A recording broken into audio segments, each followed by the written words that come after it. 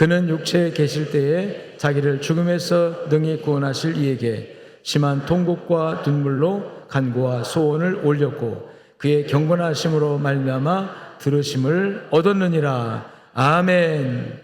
오늘 좀 무거운 주제 같지만 눈물에 관한 얘기를 좀 하고 싶습니다. 왜냐하면 주님께서 육체로 세상에 계실 때에 육체를 입고 이 땅에 오셔서 사실 때에 그 예수님의 일생을 크게 나눠서 사생애 공생애 나누는데, 사생애는 30세까지, 공생애는 30세부터 33세 십자가에 죽으실 때까지 약 3년 기간 동안 30년 대 3년 사생애 공생애 그러는데, 한마디로 그 예수님의 생애가 어떤 생애였느냐 여러 가지로 말할 수가 있겠지만 오늘 본문에서는 따라합시다. 울며 살았다. 주님의 눈물이 주님의 생애를 대변한다는 표현을 할 수 있습니다. 왜냐하면 육체로 계실 때에 했기 때문에. 육체로 계실 때에. 물론 겟세마네 동산에서 통곡하며 우실 때 그 시간을 말하기도 하지만, 육체로 계실 때라고 말하면 육체를 입고 이 땅에 오셔서 계시는 동안에 이렇게 전체적으로 포괄적으로 생각할 수도 있기 때문에 예수님의 생애를 한마디로 표현하라, 눈물의 생애였다라고 표현할 수가 있겠습니다. 성경에 보면 예수님께서 웃으시는 장면에 대한 기록은 없는 것 같아요. 예수님께서 웃으셨다, 뭐 미소를 띠셨다, 뭐 그런 비슷한 단어도, 비슷한 내용도 없는 것 같습니다. 제가 찾기로는, 제가 알기로는.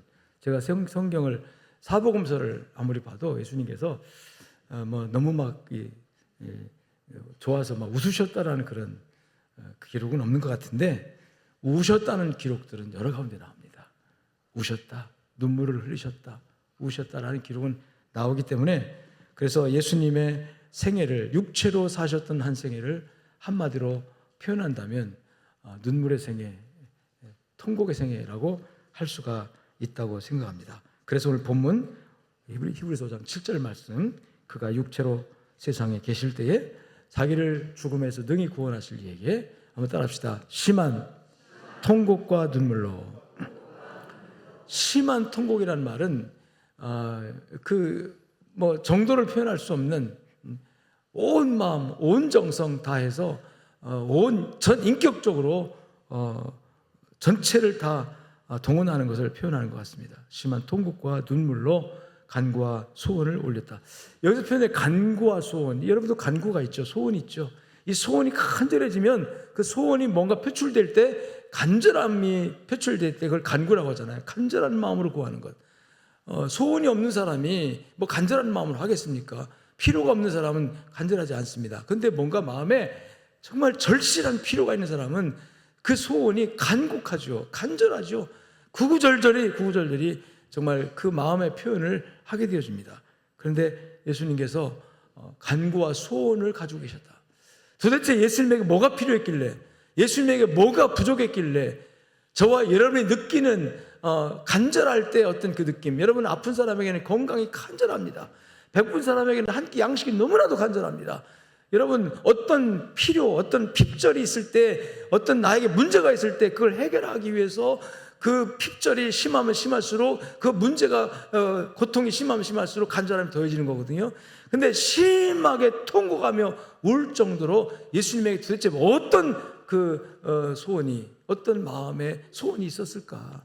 무엇이 그렇게 주님에게 다급하고 권고하고, 무엇이 그렇게 간절했길래 심한 통곡과 눈물을 흘릴 수 있었을까? 여러분은 어느 때 심하게 울어보셨습니까?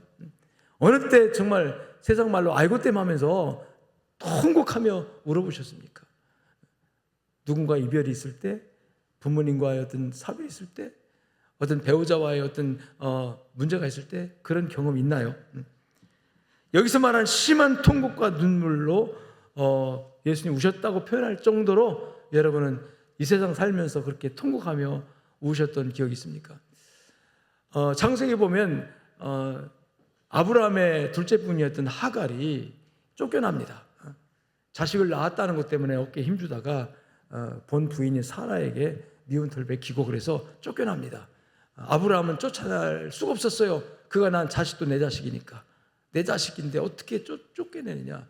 그래서 머뭇거리고 있을 때 하나님께서 가정의 평화를 위해서 내 부인 사라의 말을 들으라. 그래서 이제 아브라함도 가슴 아프지만 이스마엘 그 아들과 함께 이 사라를 한 가죽 부대의 물과 빵을 조금 준비해서 주고 사막으로 쫓아냅니다.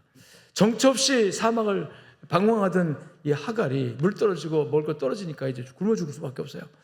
그런데 나는 죽어도 여한이 없지만 이 내 새끼 정말 이제 나이도 얼마 먹지 않은 이 어린 것이 배고파 울고 목말라다 우는데 아무것도 해줄 수 없는 엄마의 그 모성에서 나오는 간절함이 통곡하게 합니다. 그래서 그 땅바닥에 철퍼덕 주저앉아가지고 방성대곡하고 울어요. 통곡하며 웁니다. 큰 소리 울어요.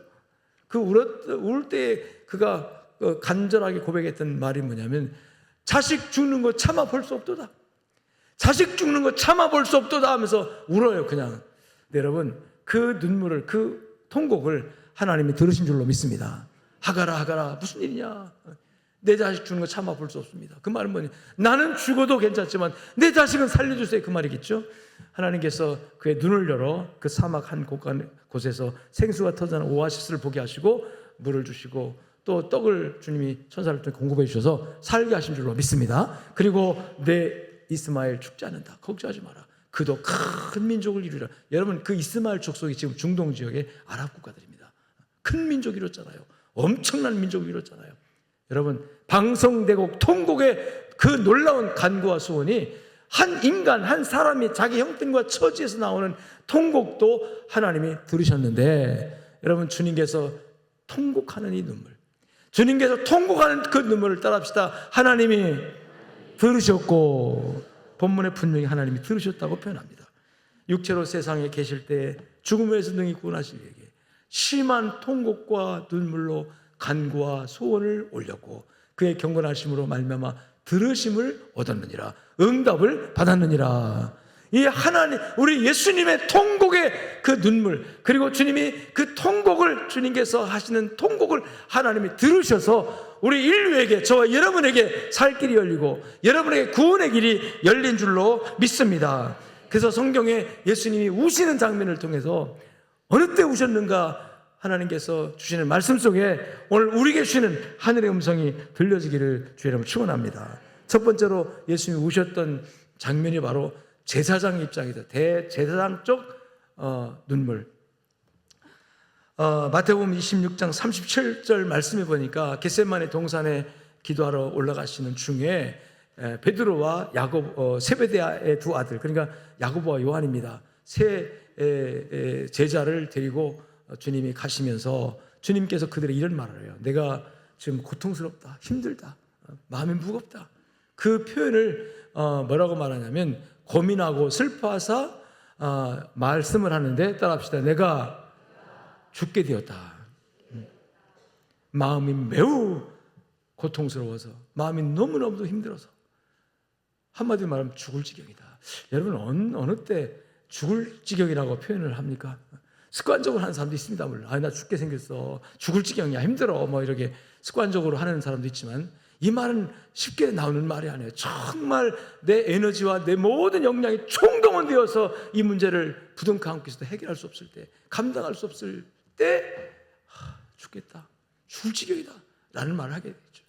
예수님에게 드리워진 이 엄청난 무게, 엄청난 여러분의 그 스트레스, 주님이 느끼는 압박감 그리고 고통, 이것이 얼마나 심각했으면 사랑하는 제자들에게 주님의 속내를 지금 표현하고 있는 거예요. 내가 지금 내 마음에 큰 아픔이 있다, 큰 눌림이 있다, 큰 압박이 있다, 쉽게 감당할 수 없는 큰 압박이 있는데 어느 정도냐면 죽을 지경이다. 내 마음이 고민하여 죽게 되었으니 나와 함께 머물러 있어라. 내 곁에 좀 있으라는 뜻이겠죠. 여러분 사람이 가장 힘들 때 누군가가 곁에 있는 것 큰 위로가 되겠죠. 어쩌면 인성을 입으신 인간 예수, 다시 말하면 육신을 입고 이 땅에 오셨던 그 예수님이 느끼는 그 고통은 예수님의 고통이 아니라 여러분 우리 인류 사회가 안고 있는 고통을 주님께서 느끼고 있다고 생각을 합니다. 여러분, 예수님은 하나님의 아들이십니다. 빌립보서 2장 5절에 보니까 그는 하나님의 본체라고 그랬어요. 하나님과 동등하신 분이라고 그랬어요. 하나님과 동등한 그분이, 하나님의 영광이 동등하고 권세가 동등하고 능력이 동등하고 위치가 동등한 분이에요. 하나님이시라는 뜻입니다. 그런 하나님이 이 땅에 오셔서 왜 이런 압박을 느끼고 왜 이런 고통을 느끼고 내가 죽을지언이라고 토로할 정도의 그런 압박이 지금 그에게 임하고 있느냐는 거죠. 예수님의 문제가 아니라 예수님 자신의 문제가 아니라는 것을 표현하고 있는 것입니다. 주님이 지금 죽을 지경이라고 하는 그 고백은 이건 예수님의 문제가 아니라는 거예요. 누구의 문제입니까? 저와 여러분의 문제예요.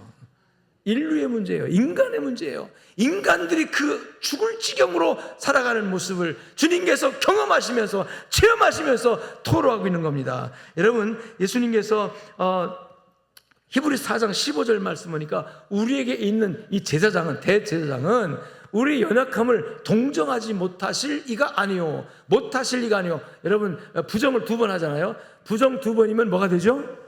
긍정이 되잖아요. 그러니까 이 뜻이 뭐냐면 우리의 대제사장 예수님은 우리의 연약함을 동정하시는 분이다. 따라합시다. 동정하는 분이다. 이 동정이라는 헬라어가 심파데오 라는 뜻인데, 말인데, 이 동정이라는 말은 좀 약한 것 같아요. 번역이 좀 약한 것 같아요.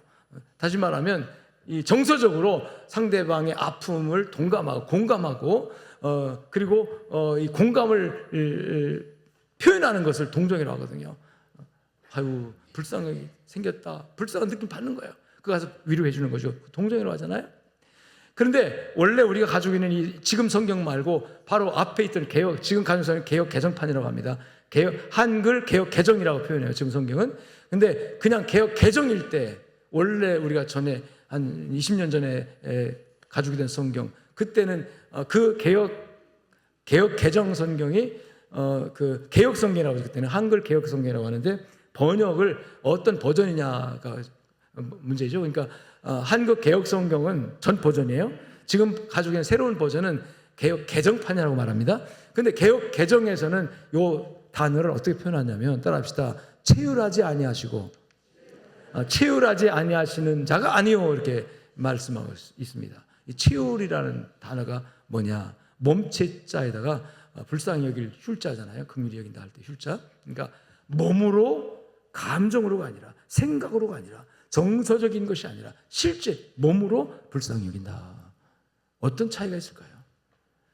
누군가가 초겨울에 내리는 비를 맞고 가는 모습을 보고 춥겠다, 젖었겠네, 아유 저 사람 우산도 없네, 달려갑니다. 그리고 우산을 받쳐줍니다. 고맙죠? 그렇죠? 그걸 동정이라고 합니다. 뭐 비슷한 예지만, 그런데 저 사람 어떤 사정이 있길래 이 차가운 가을비를 맞으며 저렇게 쓸쓸하게 혼자서 비 맞으며 갈까? 무슨 사정이 있길래? 그리고 아무 소리 하지 않고 가지고 있던 우산을 펴지도 않고 같이 옆에서 비를 맞아주며 갑니다. 그가 느끼는 차가움, 그가 느끼는 외로움, 그가 느끼는 쓸쓸함을 나도 느끼는 거죠. 몸으로 느끼는 거죠. 몸으로. 따라합시다. 그것을 체휼이라고 합니다. 그래서 예수님은 이 땅에 오실 때 체휼하러 오신 거예요. 자신의 몸으로, 그래서 육체를 입고 오신 거예요. 예수님이 이 땅에 오셔서 영으로만 오셔서, 영으로 오셔서 여러분 세상을 구원하실 수 없겠습니까? 하나님이 지금 눈에 보이지 않지만 하나님의 능력으로 인류를, 저와 여러분을 구원할 능력이 없겠습니까? 그런데 우리가 눈으로 볼 수 있고 손으로 만질 수 있도록 우리가 겪는 모든 아픔과 모든 슬픔과 모든 외로움과 모든 고독을 주님께서 우리가 가지고 사는 이 육체와 똑같은 환경 속에 오셨고 그 육체를 입으시고 오셔서, 따라합시다, 체휼하셨다. 아멘. 체휼하셨어요. 그러니까 주님께서 심한 통곡과 눈물로 하나님께 기도 올릴 때에 주님이 스스로 표현한 것처럼 내가 고민하여 죽을 지경이다라고 말할 때, 이건 예수님의 문제가 아니라, 예수님이 자신이 가지고 있는 문제가 아니라 이 땅에 오신 목적, 인류를 구원하기 위해서, 저와 여러분을 구원하기 위해서 이 땅에 오신 목적 때문에 우리가 느끼는 그 압박, 우리가 느끼는 그 아픔, 우리가 느끼는 그 슬픔, 우리가 먹고 살기 위해서 경험하는 그 모든 고난, 이것들을 주님이 친히 경험하시면서 몸으로 겪으시면서 여러분 우리를 공감해 주시고 이해해 주시면서 흘리는 눈물을 표현하고 있는 줄로 믿습니다. 그래서 이 눈물을 어떻게 표현하냐면 따라합시다. 제사장적 눈물. 인간의 연약함을 짊어지신 대제사장 예수 그리스도의 고뇌에 찬 눈물이 바로 내가 고민하여 죽게 되었다 하시면서 그 겟세마네 동산에서 통곡하며 우셨던 장면이에요. 그가 힘쓰고 더욱 힘써서 간구와 소원을 하나님께 올릴 때 누가복음에 보면 그 표현을 어떻게 합니까? 이마에 떨어지는 땀방울이 피방울처럼 되었더라. 얼마나 많이 통곡하며 울었으면, 히브리서 5장 7절 본문에 있는 것처럼 심한 통곡으로 하나님께 기도했으면, 그것이 눈물이었고 그것이 통곡이었으면, 어쩌면 방송되고 큰 소리로 아마 그 겟세마네 동산에 떠나갈 정도로 주님 몸부림치면서 하나님 앞에 우시는 장면이에요. 통곡하며 우시는 장면이에요. 그리고 그 통곡은 십자가 위에서 또 한 번 울려 퍼집니다. 엘리 엘리 라마 사박다니. 여러분, 이 라틴어 엘리 엘리 라마 사박다니는 아버지여 아버지여 아버지여 아버지여 어찌하여 나를 버리시나이까 라는 고통에 부르짖는 소리입니다. 겟세마네에서 하나님께 기도하실 때 아바 아버지여라고 표현합니다. 아바라는 말은 아빠라는 말입니다. 히브리어의 아빠라는 뜻이에요. 우리가 여러분 누가 아빠라고 합니까? 어린아이가 자상하고 인자한 아버지의 품에 안기면서 아빠 그러잖아요. 아빠로 인식하고 자랍니다, 우리는. 여러분, 그런데 이 아빠가 나중에 크면은요, 격식이 생겨요. 예의가 갖춰지면서 아버지가 되고, 그 다음에 아버님이 되잖아요. 아버지는 뭔가 격식이 있고 예의를 갖춰야 돼요. 그런데 아빠라고 부를 수 있는 분은 아무런 예의가 없어도 그게 예의가 되는 거예요. 귀여움이 되고, 이것이 이쁨이 되고 미쁨이 돼서 어떤 행동도 용납하고 어떤 행동도 여러분 다 받아줄 수 있는 그 관계. 그분에게 나아가기 위해서 예의를 갖추지 않아도, 그분에게 나아가서 격식을 차리지 않아도 내 있는 모습 그대로, 내 형편 그대로 가도 그분에게 기쁨이 되고 그분에게 이쁨이 되고 그분의 사랑을 받을 수 있는 그런 관계, 아빠의 관계입니다. 우리 주님께서 겟세마네에서 아바! 라면 아빠라고 부른 거예요. 그 하나님을 그렇게 친밀하게 인식했던 예수님이, 그렇게 하나님을 친밀하게 하나님과 관계가 여러분 유지됐던 예수님께서 지금 왜 우셨습니까? 무엇 때문에 심한 통곡과 눈물을 쏟아내야 됐겠습니까? 무엇 때문에 땀방울이 핏방울처럼 뚝뚝 떨어질 정도로 온 힘을 다하여 그 고통의 순간을 하나님께 부르짖어 울어야 했습니까? 바로 저와 여러분의 문제 때문입니다. 오늘 우리는 예수 그리스도의 눈물 속에서 하나님의 사랑의 깊이, 예수님의 사랑의 깊이를 짐작할 수 있어야 합니다. 겟세마네 눈물의 기도 소리, 십자가 위에서 엘리 엘리 라마 사박다니, 번역하면 아버지요 아버지요, 아빠라고 불렀던 그 아버지에게 어찌하여 나를 버리시나이까? 하나님께 버림받는 그 아픔, 하나님께 끊어지는 그 아픔, 그 아픔을 겪으면서 지금 몇 시간 후에 받을 십자가, 몇 시간 후에 당신이 감당해야 할 십자가, 육신의 고통입니다. 못 박히고 가슴에 흉안 쓰고 창에 찔리는 이 육신의 고통은 사실은 고통도 아니었던 거죠. 하나님께 끊어지는 아픔, 하나님께 버림받는 아픔. 누가 하나님께 버림받습니까? 죄가 우리와 하나님 사이에 거리를 두게 만들고, 죄가 우리와 하나님 사이에 간격을 벌어지게 만들었다고 그러세요.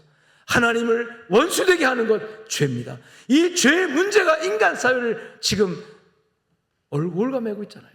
이 문제를 해결하기 위해서 우리 예수님께서 흘렸던 눈물, 주님께서 했던 통곡, 그 통곡 소리가 여러분의 귀에 들려지기를 주의 이름으로 축원합니다. 엘리 엘리 라마 사박다니. 그러니까 그 십자가 밑에 있던 원수들은, 유대인들은 저가 엘리야를 부른다. 엘리란 말은 하나님이란 뜻이에요. 하나님을 부른다. 하나님이 와서 저를 구원하나 보자. 엘리야가 와서 저를 돕나 보자. 여러분, 십자가를 바라보면서 그렇게 조롱했습니다.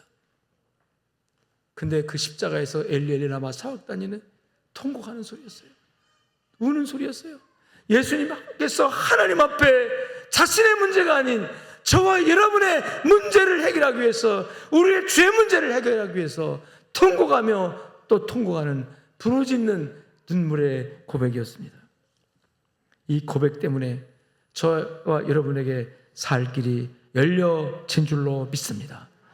가장 절정의 고통의 시간, 십자가에 매달린 그 시간에 여러분, 육체가 십자가에 매달려서 울부짖은 것이 아니라 인간 사이에, 하나님과 인간 사이에 가로막혀 있는 이 죄의 담을 헐기 위해서 예수님께서 그 육체를 십자가에 매달고 하나님께 버림받아야 되는, 인간이 죄 때문에 하나님께 버림받은 것을 다시 회복시키기 위해서 예수님이 대신 버림받는 그 아픔을 육체와 영이 동시에 느끼면서 하나님께 절규하며 부르짖었던 통곡의 절규 소리, 이 눈물이, 이 통곡이 오늘도 여러분의 귀에 들리고 이 소리가 여러분의 마음 안에 들려지기를 주의 이름으로 축원합니다.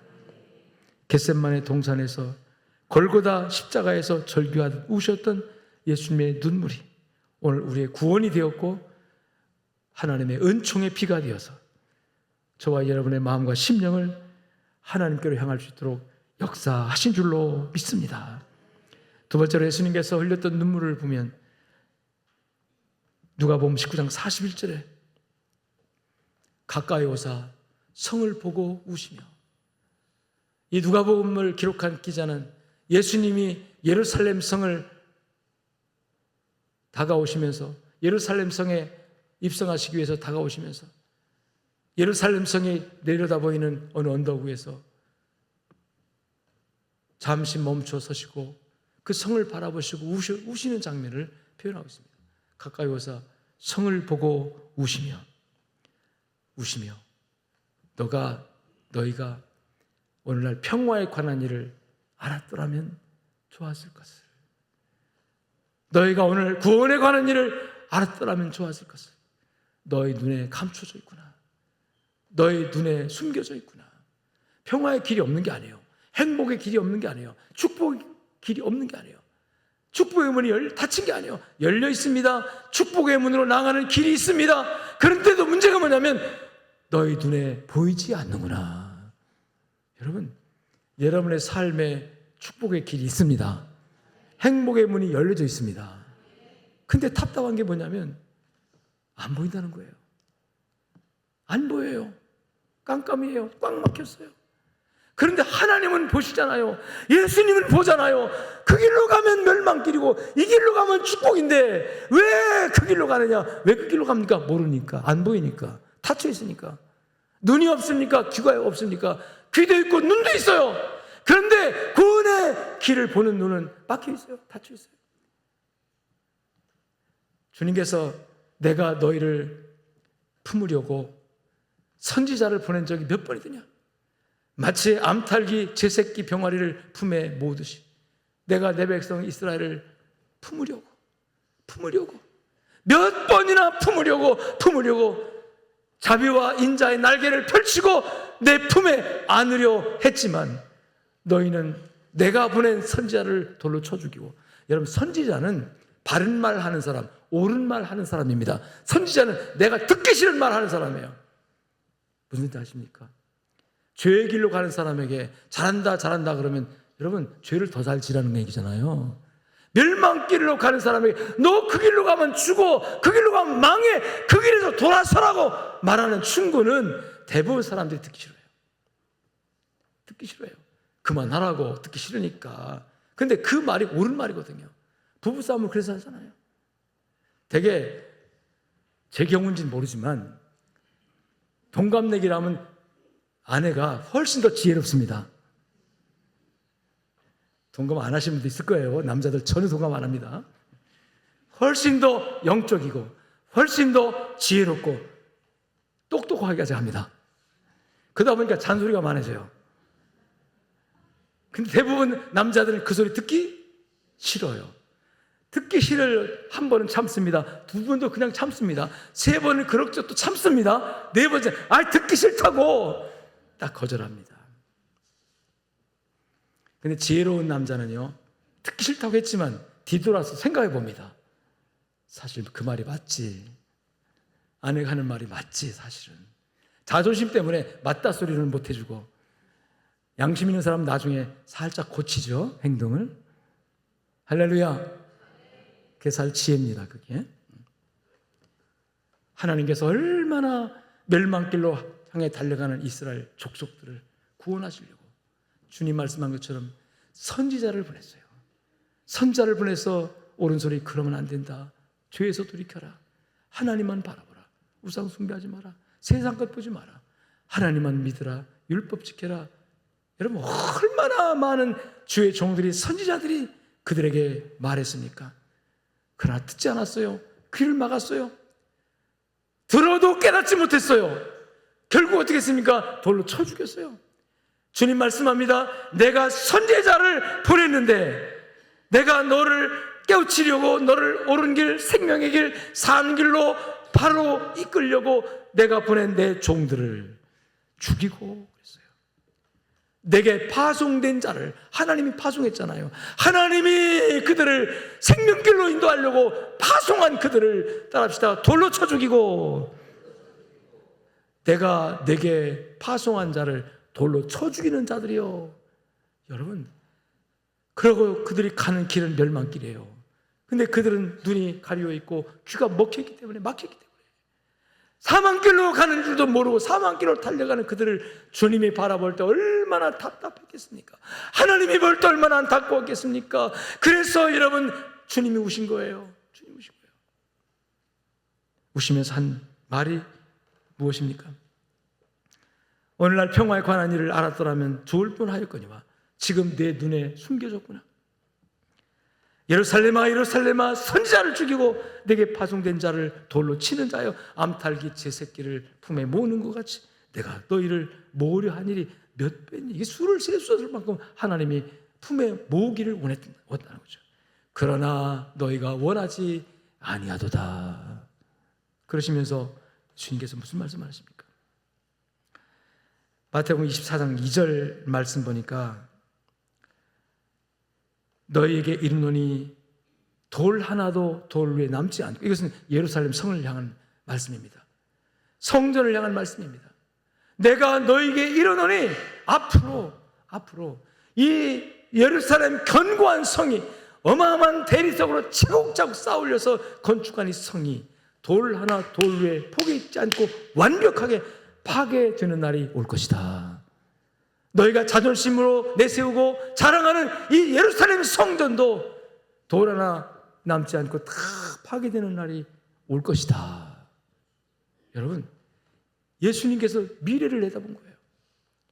미래를 내다보는 눈은 막혀서 이스라엘 백성들은 지금 현상에만 매여서 이 길이 축복인가 하고 달려가는데 그건 멸망길이고, 근데 주님이 볼 때, 하나님 볼 때 그 길은 멸망길이에요.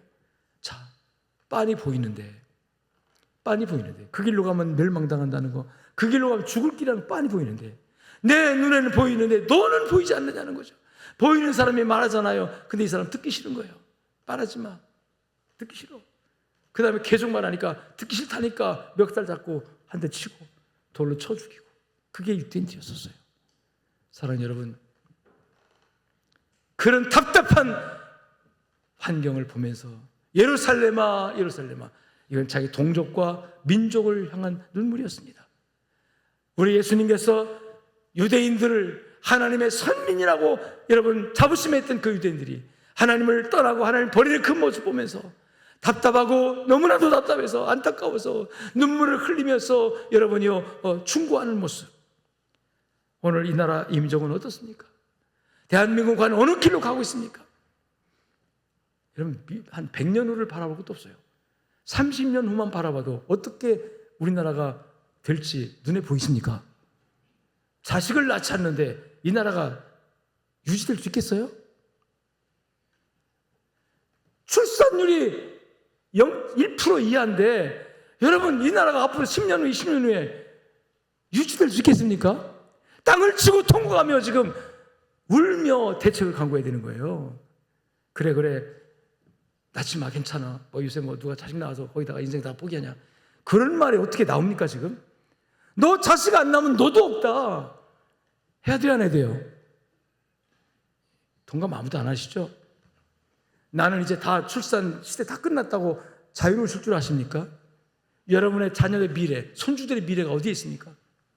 국가의 발전은 인구가 기본입니다.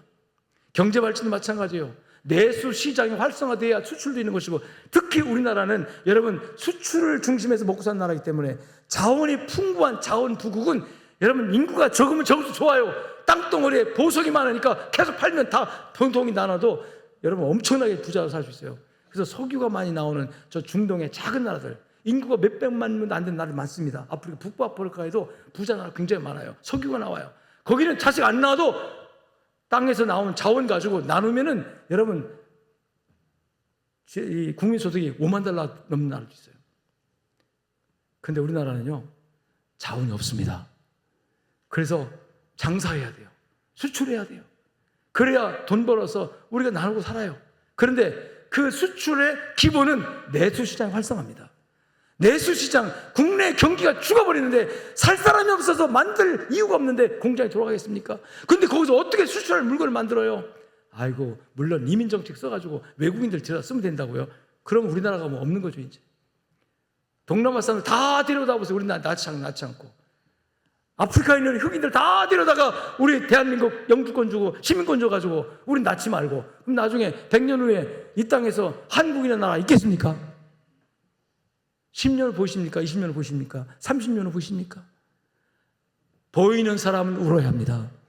보이는 사람은 하나님 앞에 기도해야 합니다. 아멘. 이 나라가 지금 흘러가는 방향성도 마찬가지예요. 하나님의 주권, 불신자든 불신자가 아니든 종교인이 아니든 신의 존재.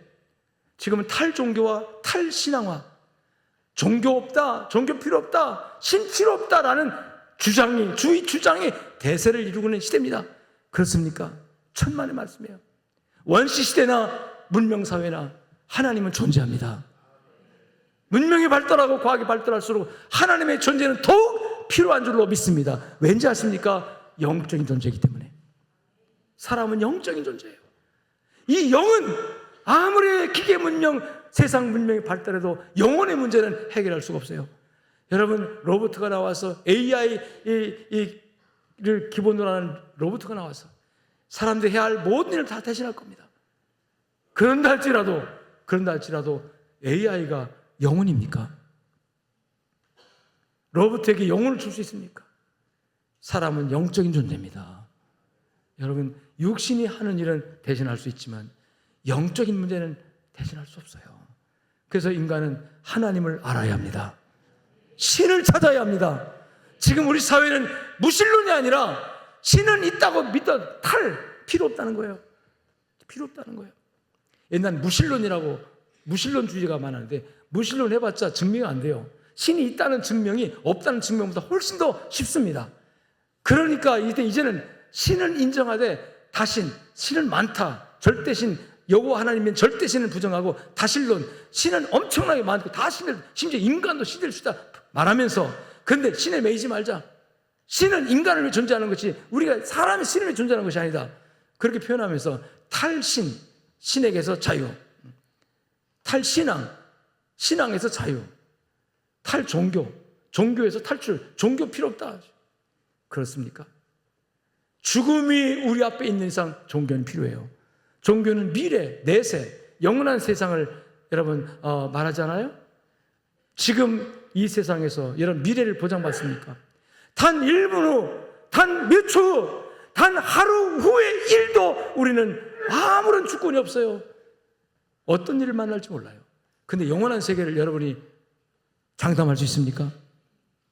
천만에요. 그래서 우리는 하나님을 향하여 울어야 합니다. 지금 시대 상황, 그리고 우리나라가 나갈 방향, 여러분 나라와 민족을 바라보며 예루살렘 성을 바라보며 길이 있는데 왜 그 길을 찾지 못하느냐고, 나갈 길이 있는데 길을 찾지 못하는 그 시대 사람들, 구원의 길, 축복의 길, 행복의 길이 열려져 있는데도 눈이 어두워져서 그 길을 찾지 못하니 답답함을 안고, 여러분이 깨어있는 성도가 되시길 주님 축원합니다. 깨어있는 사람 되시길 주님 축원합니다. 남이 보지 못하는 걸 볼 수 있는 영안이 열려지기를 주님 축원합니다. 깨어있는 사람은 하나님께 눈물을 흘리고 기도합니다. 하나님, 우리나라 대한민국 하나님이 보호하사 우리나라 만세할 수 있는 그런 나라. 여러분, 호국의 달이 우리 앞에 왔는데요, 호국 영령들이 어떤 사람이었습니까? 깨어있는 사람들이었어요. 우리 대한민국의 미래를 위해서 자신들을 헌신했습니다. 아무도 보장해 주지 않고 아무것도 누가 인정해 주지 않아도 대한민국의 10년을 100년을 그들은 내다보면서 우리가 이대로 가다간 대한민국은 없다. 대한민국이 정말 대한민국이 되려고 하면 나 한 사람이라도 이 민족재단에 십자가의 재단에 바쳐야 되겠다라고 하는 그런 마음으로 나라와 민족과 국가를 위해서 헌신했던 분들을 우리 호국영령이라고 하잖아요. 그들의 헌신이 있었기 때문에 오늘 우리가 있는 거 아닙니까? 우리는 그들이 쌓아놓은 수많은 그 혜택을 다 누리면서도 미래에 관하여 전혀 생각이 없는 거예요. 대한민국의 미래, 여러분 어떤 미래여야 합니까? 저는 기독교적으로, 신앙적으로, 선교적 차원에서 대한민국 미래는 세계에 복음을 전하는 미래가 되어야 합니다. 하나님의 구원을 세상에 선포하는 그런 미래가 되어야 합니다. 그러기 위해서 정치가 안정되어야 하고, 그래서 경제가 부흥해야 되고, 왜? 선교적 사명을 감당해야 되니까. 이런 목표와 비전이 없다면 대한민국은 무엇을 해야 됩니까? 이제 정말 해본 것이 다 해봤으니까. 옛날에요, 제가 어렸을 적에 도덕가를 가르치는 선생님이 얘들아 일본이 얼마나 좀 잘 사는지, 그들은 돈이 많아서 모든 걸 다 해봤단다. 다 해봤는데 딱 한 가지 해본 게 없대요. 뭐냐 그랬더니 죽어보질 못해가지고 그렇게 자살률이 높댄다. 다 돈 가지고 해봤는데 뭐만 못 해봤어요? 죽음에 대해서는 못 해봤기 때문에, 그래서 그거 해보려고 자살을 그렇게 많이 한다는 거예요. 뭐 사실인지 모르겠지만, 그래서 그런지 모르지만 가난한 나라는 자살이 높지 않습니다. 가난하고 먹고 살기 힘들어서 자살을 많이 할 것 같은데요. 여러분, 자살률이 높아지는 것은 경제발전 수준과 함께 높아집니다. 풍요로우면 자살 많이 해요. 넉넉하면 자살 이상하게 이해할 수 없는 거예요. 여러분, 대한민국 사회가 건강해져서 세계에 복음을 전하고 세계에 하나님의 나라를 확장할 수 있는 그런 선교적 제사장 나라가 되는 것이 나의 꿈이고 우리의 꿈이 되어지기를 주님 축원합니다. 하나님, 그래서 지금 이대로 가면 그 사명을 감당할 수 없을 방향으로 흘러가는 모습을 보면서 울어야 된다는 거예요. 울어야 된다는 거예요. 예수님께서 예루살렘을 보고 울었듯이, 예루살렘은 유대인들입니다. 유대인은 선민이에요. 하나님이 택하여서 전 세계에 복음을 전하라고 하나님이 택한 백성들이에요. 그래서 율법을 통해서 그들을 훈련시켜가지고 이 복음을 주시고 복음을 세상에 전파하라고 택했는데, 그들은 예수님을 돌로 쳐 죽이고 그 사명을 버렸습니다. 그래서 유대인을 주님 버렸어요. 버리고, 나는요, 이게 민족주의자는 아니지만 민족적으로 하나님이 대한민국을 택하지 않았을까? 마지막 시대에 선교적 사명을 감당하는 나라로, 그런 나라로.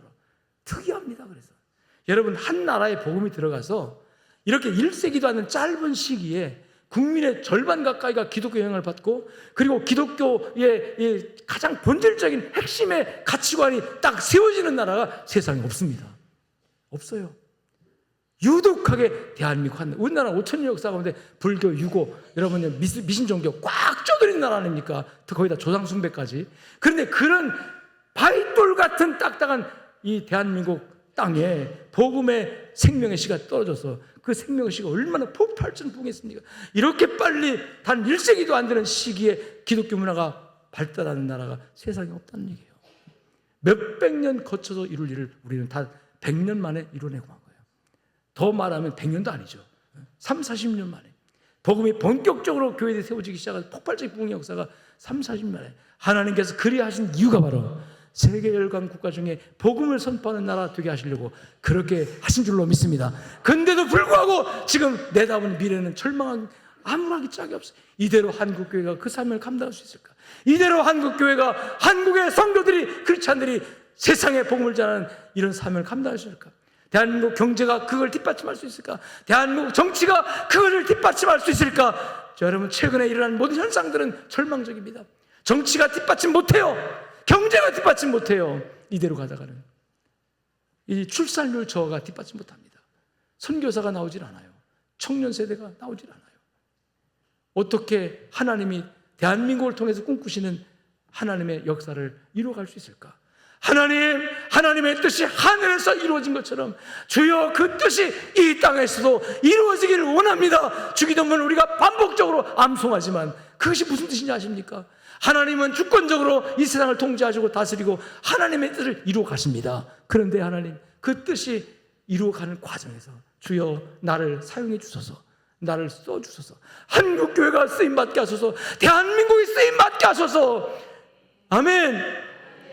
그런데요, 조그만 눈을 들어 멀리 바라보면 과연 지금의 우리가 하나님이 계획하고 있는, 하나님이 갖고 있는 하나님의 비전을 받아서 그것을 펼쳐갈 수 있는 그런 준비가 되어 있는가? 하나같이 답답하고, 하나같이 눈이 막히고 귀가 막히고, 하나같이 마음이 막혀서 깨달음이 없고, 당장 앞에 보이는, 눈에 보이는 이거에 매여서, 당장 눈에 보이는 출세, 돈, 명예, 여러분 자기 자존심에 매여가지고 하나님께서 보시는 먼 미래를 보지 못하는 우리 답답함. 주님은 유대인들의 이 모습을 보면서 성에 가까이 오사 우시더라. 눈물을 흘리시더라. 울고 또 우시는 주님.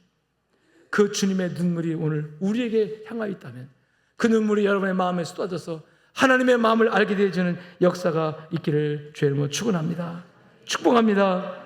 세 번째로 예수님께서 어느 날 나사로의 무덤 앞에 서십니다. 나사로는 예수님께서 나의 친구라고 부를 정도로 예수님과 친밀한 관계에 있었습니다. 예수님께서 3년의 공생의 기간 동안에 여러분 이 이스라엘 땅 두루두루 다니면서 여러분 복음을 전하는 미션을 행하시죠. 선교 사역을 하실 거예요. 제자들과 함께. 그때마다 베다니를 갈 때마다 나사로에게 들려서 그 집에서 유하고 그 집에서 먹고 그 집에서 대화하셨던 그 집이 나사로의 집입니다.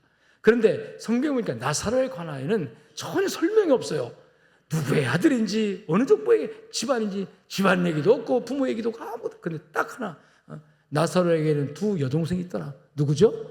마리아와 마르다. 마르다 마리아. 그러니까 마르다 마리아 나사로, 이 3형제가 3남매가 오빠 하나에 두 여동생이 여러분 살아가는 집이에요. 그러니까 고아의 집인 거예요. 그러니까 부모는 일찍이 돌아가셨는지 성경에 언급이 없어요. 그래서 외로운 집일 수도 있겠고, 그러다 보니까 예수님께서 불쌍한 마음 또는 측은한 마음 때문에 그 집에 자주 가셨는지도 모르겠지만 예수님은 나사로를 향하여 내 친구 나사로라고 말씀하셨습니다. 근데 그 나사로가 어느 날 병들었다는 소리를 듣겠습니다. 주여, 나사로가 병들었나이다. 조금 있다가 또 소식에 나사로가 죽었나이다. 죽었다는 소식에 예수님께서 따라합시다. 내 친구 나사로가 잠들었도다. 주님은 죽었다는 것을 잠들었다고 표현하면서 내 친구 나사로가 잠들었도다. 깨우러 가자 하시고 그 집에 갑니다. 이미 그 집은 죽은 나사로 장사를 지내서 무덤에 매장한 지 안장한 지 3일이 지났어요. 이미 그 3일 동안의 시간은 나사로는 그 속에서 부패가 시작되고 썩어 냄새나는 시체가 되어 있는 것입니다. 선생님 나사로가 이미 죽어서 3일이 됐습니다. 그 몸이 썩어서 냄새가 나나이다. 냄새가 나나이다. 그를 어디 두었느냐? 사람들이 그를 무덤 앞으로 안내합니다. 그리고 두 여동생이 울면서 따라옵니다. 오빠가 돌아가심 때문에, 오빠가 죽은 것 때문에 울면서 따라옵니다. 그리고 이 여동생 두 사람의 눈물을 보는 동네 사람들이 다 함께 와서 함께 웁니다. 그 함께 오는 그 자리에 서서 나사로의 무덤 앞에 서서 주님께서, 여러분 요한복음 11장 33절 이하에 보니까 예수께서 그의 우는 것과 마르다 마리아의 우는 것과 또 함께 온 유대인들, 이웃 사람들이죠, 우는 것을 보시고 심령에 비통이 여기사, 심령에 비통이 여기사. 여기서 예수님이 느낀 비통함, 도대체 예수님이 어떤 비통을 느꼈어요? 슬퍼하고 통과하는 거잖아요. 슬퍼하고 우는 거예요. 슬피 우는 거예요. 비통하다, 참담하다, 비통하다 뭐 이런 표현을 하는데, 비통이 여기사, 마음의 비통이 여기사.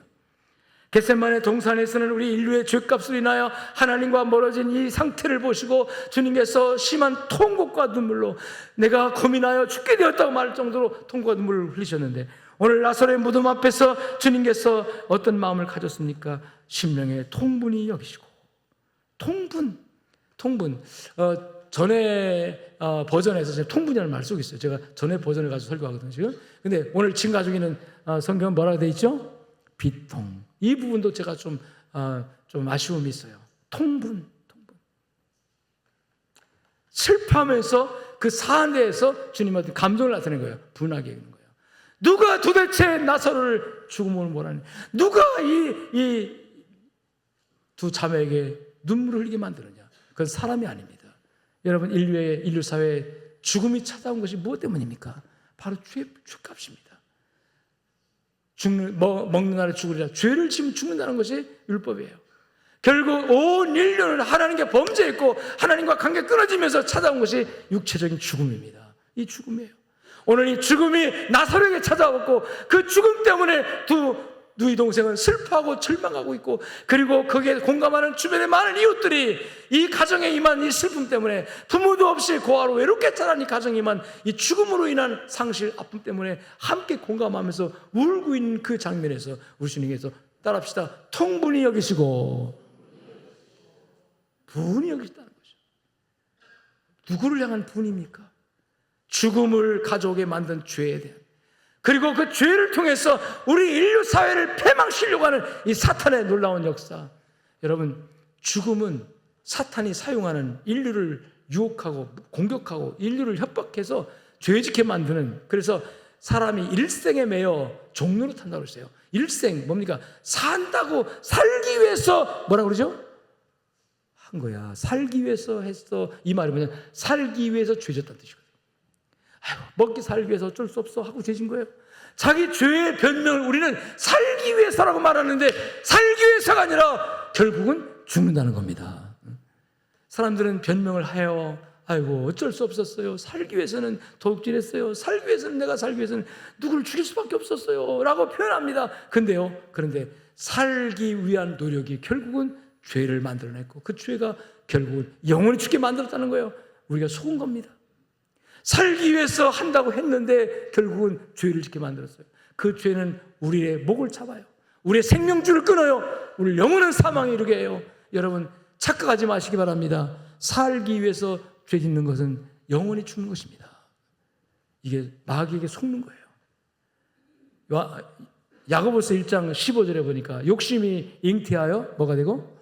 죄를 낳고. 죄가 문제거든요. 그 죄가 어디서부터? 욕심에서부터. 욕심이 잉태되면 뭐가 나와요? 죄가 나오는 거예요. 여러분, 아기를 배우면 나오잖아요. 마찬가지로 욕심이 마음에 잉태되면 뭐가 나와? 죄가 나와. 근데 그 죄가 나오는 순간에 뭐가 와요? 사망, 죽음이 와요. 근데 사람들은 욕심이 자기를 채우는 줄 알아요.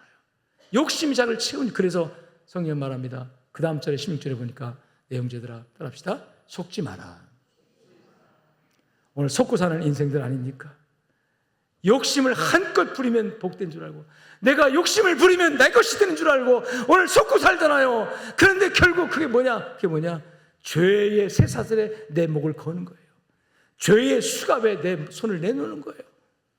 여러분, 이 속이는 사탄의 세력, 속이는 악한 영의 세력에서 여러분 분별하기를 주님 축원합니다. 사탄은 교묘하게 속입니다. 교회 가라, 그러나 열심은 내지 마라. 열심은 내라, 그러나 너 혼자만 내라. 천국 가야지, 구원받아야지. 절대로 전도하지 마라. 너 혼자만 가라. 사탄이 얼마나 교묘한지 아십니까? 옛날에는 교회 가지 마 그랬어요. 근데 지금은 아니야, 가, 괜찮아. 뭐 이 자유민주사회에서 종교자 있잖아, 가. 근데 너무 열심을 내지 마, 푹 빠지지 마. 여러분, 하나님은 열심을 내야 됩니다. 푹 빠져야 됩니다. 은혜의 강물에 빠져야 목욕이 될 거 아닙니까? 구원의 강물에 빠져야 거기서 헤엄칠 거 아닙니까? 여러분, 사탄이 속삭이는 말에 속지 않기를 주님 축원합니다. 내 형제들아 속지 마라. 욕심이 너를 부유하게 하고, 욕심이 너를 잘되게 하고, 욕심이 너를 행복하게 할 줄 알지만 욕심은 결국은 너를 죽게 만든다. 결국은 죽게 만든다. 욕심이 잉태한 적 죄를 낳고, 죄가 장성한 적 사망이 낳느니라. 사망이 열매로 맺히느니라. 할렐루야, 할렐루야. 여러분, 이 나사로의 죽음이라고 하는 한 개인의 죽음을 의미하기도 하지만, 그래서 예수님께서 인간적으로 친하던 버신 나사로인 그 친구의 죽음 앞에 울었다고 개인적인 슬픔의 동정의 눈물이라 말로도 표현할 수 있겠지만, 우리 주님은 이 과정에서 예수님 흘린 눈물은 바로 인류 사회가 안고 있는, 저와 여러분이 안고 있는 죽음의 문제, 죄의 문제, 이 죄의 문제에 대한 주님의 공감 능력을 말씀하고 있는 거예요. 나사로의 무덤 앞에서 우셨던 주님께서, 여러분, 그 눈물로만 끝났다면 성경은 성경이 아니죠. 나사로의 무덤 앞에서 우셨더라, 그걸로 끝났다면 여러분, 예수님에게 어떤 기대를 갖고 어떤 희망을 가져야 되겠습니까? 근데 주님은 우리의 문제를 공감하실 뿐만 아니라, 따라합시다, 해결책도 가지고 계십니다. 나사로야 나오너라, 나사로야 나오너라. 과연 누가 이 말을 할 수 있습니까? 누가 죽어 썩어서 냄새나는 시체를 향하여 나사로야 나오너라 라고 말씀할 수 있느냐는 거예요. 세상에 누가, 어떤 종교가, 어떤 철학자가, 어떤 학자가, 어떤 과학자가 나사로야 나오너라 라고 담대하게 말할 수 있습니까? 이 말을 할 수 있는 것은 십자가에 못 박혀서 우리의 죄의 문제를 온몸으로 담당하신 예수 그리스도 한 분뿐이십니다. 천하에 구원받을 만한 이름을 주신 적이 없다고 그랬어요. 그래서 오직 예수 그리스도, 십자가에 못 박혔다가 부활하신 예수 그리스도, 그분만이 생명의 주님이시고 그분만이 인류를 살리고 여러분의 문제를 해결할 수 있는 열쇠가 되는 줄로 믿으시기를 주의 이름으로 축원합니다. 원래 나사로라는 이름의 뜻은 하나님께 기대어 사는 자라는 뜻입니다. 하나님께 기대는 사람. 여러분, 우리가 피곤하고 힘들 때 기댈 곳을 찾잖아요. 옛날에는 무릎 꿇고 기도하고 앉아도 땅바닥에 앉아있어. 그래서 훈련이 돼가지고 뭐 1시간 앉아있어도 괜찮고, 무릎 꿇고 밤새도록 기도해도 무릎이 막 굳어가지고 막 잘 안 펴지면 막 이렇게 해도 막 그래도 괜찮았었거든요. 근데 지금은 신방 가서 그냥 방석에 앉아서 올라면 아유, 보통 문제가 아니에요. 지금은 나이도 물론 먹어서 그렇지만 이 환경이 다 의자 생활하다 보니까 아마 여러분 의자 다 치우고 무릎 꿇고 우리 기도합시다고 하면은 글쎄요, 다 달아나 버릴 걸 아마. 여러분, 그런데 이 나사로라는 이름, 기대어 사는 사람, 난 너무 멋진 것 같아요.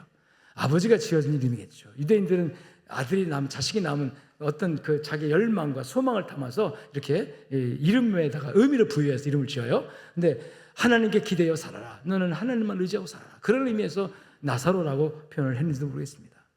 누가 하나님께 기대어 삽니까? 약하고 부족하지만 하나님께 기대어 사는 사람은 행복이 있을 수 있습니다. 하나님께 기대고 사는 사람, 저와 여러분이 되시기를 주님 축원합니다. 근데 하나님께 기대고 살아도 죽는다는 거예요. 하나님께 기대고 사는 사람, 하나님만 의지하고 사는 사람에게도 죽음이 왔다는 거예요. 죽음은 인류 사회에 그 누구에게도 공평히 찾아오는 문제 중에 문제인데, 주님께서 나서의 무덤 앞에서 눈물 뚝뚝 흘리시고 돌아가자, 어쩔 수 없다, 그리고 무덤을 떠나셨다면 그 주님에게 무슨 기대가 있겠습니까? 근데 주님은 함께 공감하시고 오셨을 뿐만 아니라 나사로야 나오너라 명령하실 수 있는 분이십니다. 그분의 이 명령 때문에 인류 사회의 거대한 공동묘지 무덤이 열린 줄로 믿습니다. 저와 여러분을 겁박하고 압박하고 가둬놓고 있는 죄의 사슬이 풀어지고, 그분의 이 말씀 때문에 저와 여러분의 살 길이 열려진 줄로 믿으시기를 주의 이름으로 축원합니다. 축원합니다. 여러분, 오늘 하나님께서, 우리 주님께서 지금 이 시대에 살고 있는 저와 여러분을 바라보시면서 웃으실까요? 아니면 울으실까요? 2000년 전에 예루살렘에서 흘렸던 그 눈물, 겟세마네 동산에서 흘렸던 그 눈물, 나사렛 무덤 앞에서 흘렸던 그 눈물, 조금도 변하지 않고 지금도 우실 것 같아요. 왜? 우리가 그 당시 사람들과 다를 바가 아무것도 없거든요.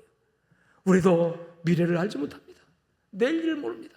사실상 그 당시 유대인들은요, 30년 후에 일어날 일을 예측도 못했어요.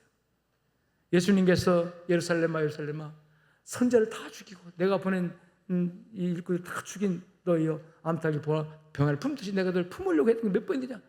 그렇게 우셨을 때 주님께서 말씀하시기를 앞으로 이 성이 돌 하나 돌에 남지 않고 다 망하리라, 다 멸망을 예언하셨거든요. 그 멸망을 예고하신, 예수님은 아시니까, 미래를 아시니까 예고하신 그 이후 주 70년에, 서기 70년에 로마의 티토스 장군이 거대한 군단을 이끌고 쳐들어옵니다. 그리고 예루살렘을 정복해서 예루살렘의 반란군을 진압한다는 명목하에 예루살렘을 초토화시켜버려요. 그때 예수님의 예언이 그대로 이루어집니다. 돌 하나 돌로 남지 않다. 유대인들은 성을 쌓을 때 돌 틈에다가 금을 숨겨놨다, 이런 유언비가 돌면서 금을 발견하려고 군인들이 이 성에 돌 하나 전부 다 무너뜨리는 거예요. 그래가지고 40년 전에 예수님께서 예루살렘아 하면서 우시면서 했던 말씀이 그대로 이루어집니다. 로마 군병들이 예루살렘의 수많은 예루살렘 주민들을 다 죽입니다. 아의 벤자를 여러분 칼로 찌르고 어린아이를 돌로 땅에 메어치고 예수님 그대로 예언한 거거든요. 너희가 눈이 있어 또 보지 못하고 귀가 있어도 깨닫지 못하는 너희들에게 앞으로 이런 큰 환난이 올 거라고 주님께서 예언했던 예언 그대로, 그러니까 40년 만에 그대로 이루어져요. 그러니까 유대인들은 40년 후에 자신들이 당할 일을 몰랐던 겁니다. 여러분 어떻습니까? 40년 후에 우리나라에 어떤 일이 벌어질 거 예측되십니까? 지금은 사회학자들, 미래학자들이 굉장히 데이터를 가지고 예측을 합니다. 40년 후에 이대로, 현상이 이대로만 간다면 우리 대한민국은 두 쪽 날 것이다. 경제는 폭락할 것이다. 지금 우리가 누리는 이 자유, 이 모든 이 환경 그때 보장 못한다. 이게 이구동성으로 외국의 학자들이나 한국의 미래학자를 다 내다보고 있습니다. 여러분, 예수님 당시에도 그렇게 미래를 내다보는 선지자들이 와서 외쳤어요. 여러분 깨달아야 합니다. 여러분 회개해야 됩니다. 정신 차려야 합니다. 이대로 가면 망합니다. 외쳤어요. 근데 그들은 돌로 쳐 죽였어요. 듣기 싫어. 그런 말 하지 마. 혹시 여러분 내가 듣기 좋은 말만 듣는 여러분 있습니까? 내가 듣기 좋은 말만 계속 듣는 사람은 조심해야 합니다. 조심해야 합니다. 멸망이 코앞에 와도 듣기 좋은 말만 듣다가 망하는 거예요. 그냥 경우에는 내 마음을 찌르는 소리, 경우에는 내 마음을 아프게 하는 소리지만 그게 옳은 소리인 줄 안다면, 그것이 정말 한번 생각해 볼 수 있는 소리라면 내 마음을 비추어서 여러분 돌아서라 말씀하시는 하나님의 말씀 앞에 겸손해야 될 줄로 믿으시기를 주의 이름으로 축원합니다. 오늘날 한국교회와 대한민국이라는 한 나라를 향하여 우리 주님이 바라보시면서 울고 계실 것이다. 저는 그렇게 생각해요. 그래서 우리 그리스도인들은, 기독교인들은 주님의 마음을 좀 이해하고 주님과 함께 우는 사람들이 되자. 주님과 함께 이웃의 아픔을 향해서 우는 사람이 되고, 주님과 함께 나라와 민족을 향해서 우는 사람이 되고, 주님과 함께 여러분 우리 민족이 감당해야 할 선교적 비전, 이건 하나님이 주신 비전이에요. 하나님이 주신 선교적 비전, 민족 복음화, 세계 복음화, 이것이 대한민국 교회뿐만 아니라 대한민국의 나라 위에 하나님 축복이고 비전이거든요. 이 비전을 감당하라고 첫째 교회를 불켜주세요. 두 번째 경제를 발전시켜요. 세 번째 정치적으로 민주화된 나라가 되겠어요. 자유민주주의. 이 세 가지가 뒷받침 안 되면 아무리 하고 싶어도 선교하는 나라가 될 수가 없어요. 정치적으로 민주주의 국가가 돼야 되고, 경제적으로 부자 나라가 돼야 되고, 그리고 교회가 깨어 있어서 베푸는 교회, 나누는 교회, 교회가 영적 깨어 있어야 돼요. 세 가지가 뒷받침 안 되면 아무리 힘이 있어도 선교하는 나라 할 수 없습니다. 일본이 경제 대국 제2위입니다. 선교하는 나라입니까? 천만의 말씀. 일본은 교회가요, 여러분 0.3%도 안 됩니다. 기독교의 숫자가. 돈은 많아서 세계 경제 대국이라고 하지만 일본에 대하여 당신의 나라가 선교하라고 그런 말 아무도 안 합니다. 선교학자들 아무도 그런 말 안 합니다. 일본은 선교 대장 국가예요. 그런데 한국에 대하여는, 한국이 엄청나게 부흥할 때 한국은 앞으로 세계를 담당하는 나라다. 세계를 향하여 제사장 국가다. 세계를 짊어지고 나가 하나님 앞에 기도하는 나라다. 여러분 그런 비전을 가지고 외쳤습니다. 그리고 하나님은 그 비전을 이룰 수 있도록 대한민국을 축복하셨습니다. 정치적으로 축복을 받았어요. 이렇게 자유로운 언론, 종교, 모든 자유가 보장되는 나라가 세상에 또 어디 있습니까? 없습니다. 이렇게 급한 이 속도에 발전한 경제 발전, 어디에서 이런 일을 찾아볼 수 있습니까? 여러분 예가 없어요. 물론 일본도 급격히 발전했지만 일본은 우리보다 훨씬 더 명치유신이라고 하는 개방을 통해서 훨씬 더 여러분 자본주의를 도입해가지고 경제를 일으켰던 나라예요. 그리고 6.25 전쟁 때 엄청난 여러분 전쟁의 부수적인 효과를, 이득을 얻어가지고 또 부유하게 된 나라예요. 그런 특별한 나라지만 하나님은 일본의 비전을 가지고 있잖아요. 유독히 대한민국의 비전을 가지고 있습니다. 그래서 하나님이 대한민국을 붙들고 계신 줄로 믿습니다. 문제는 깨어있는 성도들, 우리 기독교인들이 정신 차려야 된다는 거예요. 하나님의 비전을 바라보고 하나님께서 내게 열은 문이 어디 있는가? 예루살렘아 예루살렘아, 너에게 문이 열려있고 길이 열려있고 너에게 축복이 열려있는데, 평화의 길이 열려있는데 너희 눈에 막혔구나. 너희 눈에 보이지 않는구나. 이게 답답한 노릇인 거죠. 30년 후에, 50년 후에, 100년 후에 대한민국이 어떤 위치에 서 있을까? 하나님은 계획을 다 가지고 있는데, 근데 우리가 그걸 깨닫지 못하고 하나님이 원하지 않은 엉뚱한 방향으로 흘러가려고 하는 이 모습 앞에 깨어있는 성도가 되어서 주님 흘렸던 눈물을 함께 흘릴 수 있는, 성령께서 탄식하는 소리를 함께 듣고 통곡하며 기도할 수 있는 여러 양정교회 성도 여러분 되시길 주의 이름으로 축복합니다. 하나님 감사합니다. 주님 말씀 붙들고 하나님 나라와 민족을 위해서 이 나라 호국의 달에 다시 한번 생각하고 기도하고 내가 어떤 위치에 서야 할지를, 어떤 마음을 가지고 하나님 앞에 신앙생활을 해야 될지를 깨닫고 하는 시간들이 되어지도록 주여 도와 주시옵소서. 우리 주 예수 그리스도 이름으로 감사하며 기도 올리옵나이다. 이제는 살아계신 우리 주 예수 그리스도의 은혜와 하나님 아버지의 무한하시고 극진하신 사랑과 성령님의 위로 교통 충만 역사하심이 말씀을 붙들고 나가는 모든 주의 백성들 머리 위에 이제로부터 영원토록 함께 있을지어다. 아멘.